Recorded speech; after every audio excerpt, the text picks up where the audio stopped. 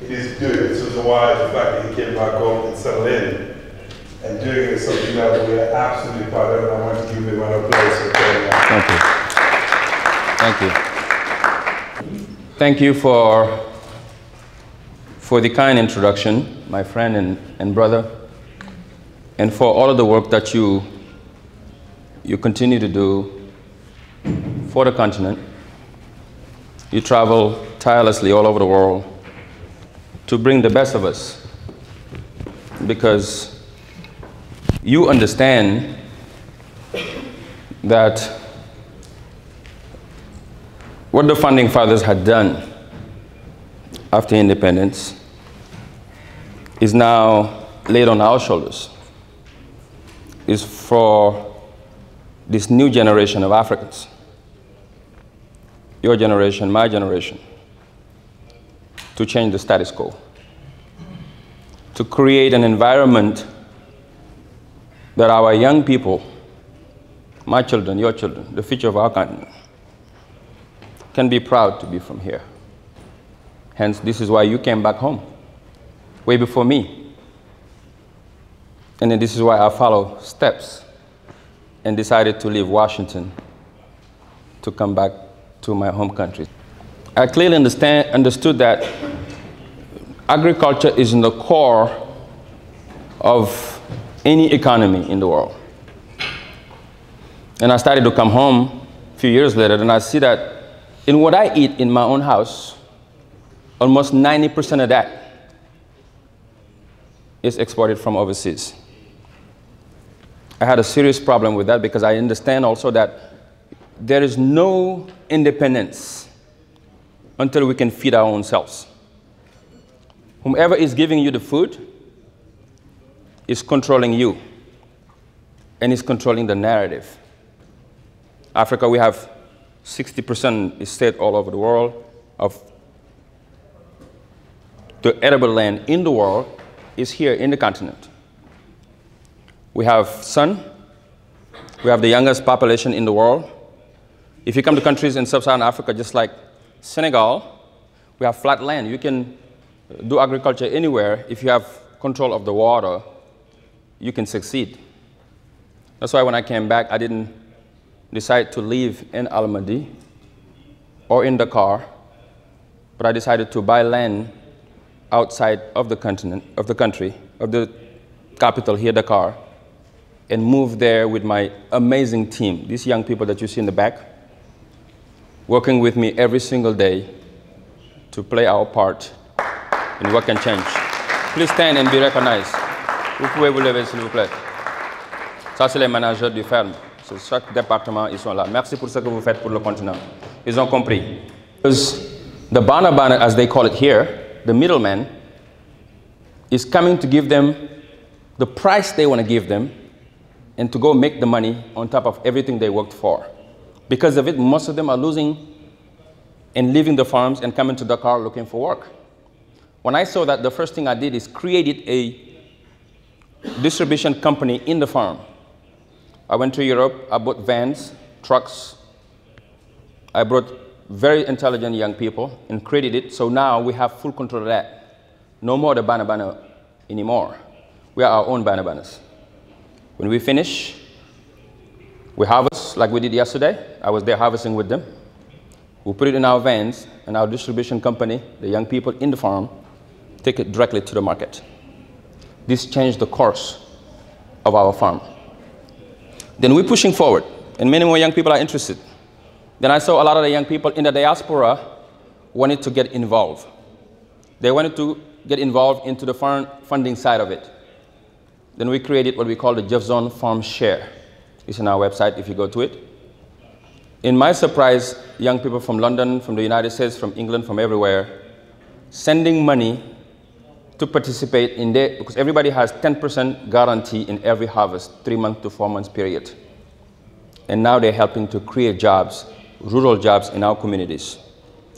Our two most fundamental things are job creation for young people, and especially women, because I believe that agriculture is more than just feeding people. It's about national security issues.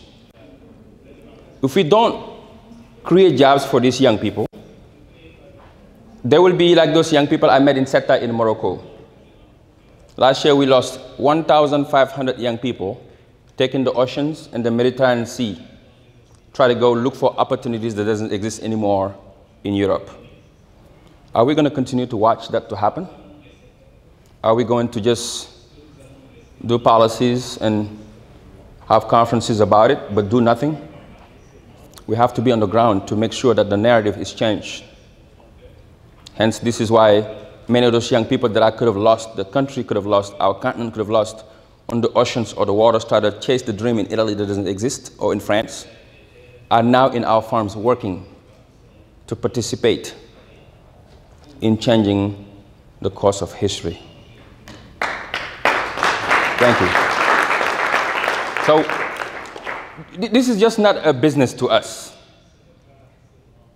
This is something very, very, very personal to us. Because when I went to Singapore, what I saw that's done in Singapore, what I saw in Malaysia, what I saw in Indonesia, what I saw in my other country, the United States of America, in Nevada, in Iowa, I haven't seen any international organizations, the United Nations or the IFAD or the World Bank, nothing against you guys, we're working together, changing any of those countries. Policies help. But what I saw that struck to me to come back home is the children of those countries who understood that the course of history in those countries depend on them. They carry on the fight and put in the work, got dirty, go on the ground, and created what we have today as an example of nation building in Singapore. What Lee Kuan Yew were able to do with his people, we can do it here in Senegal. We can do it in Guinea. We can do it in Mali. We can do it in Gambia. It depends on us, the children of the continent, to create that for our children. And this is an invite to everybody that's watching to know that it's beyond politics. It's beyond business. It becomes a mission. And a mission that needs to be a reality. With our partners who are coming in and have interest in the continent, there is a new generation of Africans who've traveled the world, who've understood the world, who've seen the world, and who knew now how to build a nation. And those young people is telling you today that this continent is changing and will change for the better of our people. And in that,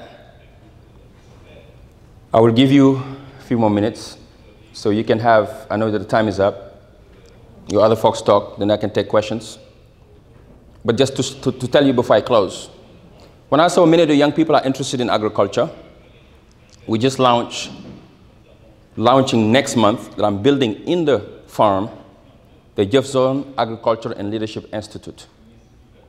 And this institute will train young people who are interested in the business of agriculture. Because many of our young people don't still understand that agriculture also is a money-making business at the same time.